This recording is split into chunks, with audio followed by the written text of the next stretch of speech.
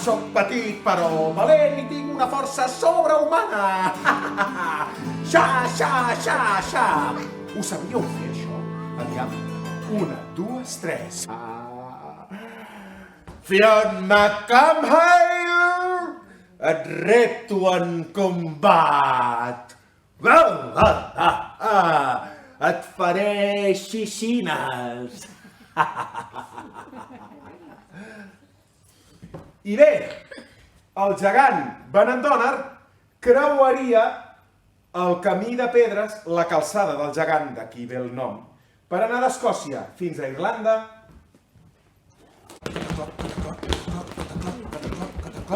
I en un 3 i no res van arribar, com es deia la terra de la gent jove? Us en recordeu?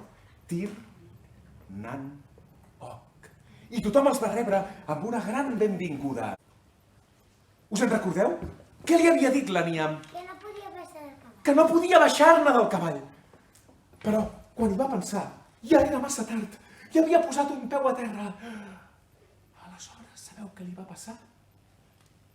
Us ho imagineu?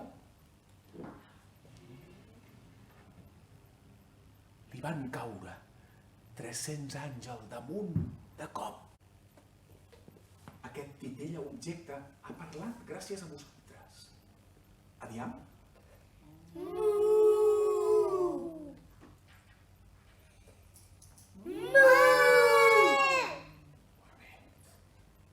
La deixem pasturar tranquil·lament, que vagi menjant. Doncs la mare d'en Rhys, amb la bona llet que donaven les seves poquetes vaques, feia mantega, feia formatge i també feia uns pastissos com els de la Una. I el cavall... Tu també quedaràs curat.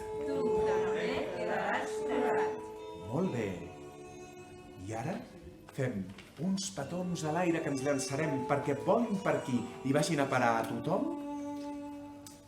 Moltes gràcies per haver vingut. Això ha estat Contes i mites irlandesos i celtes.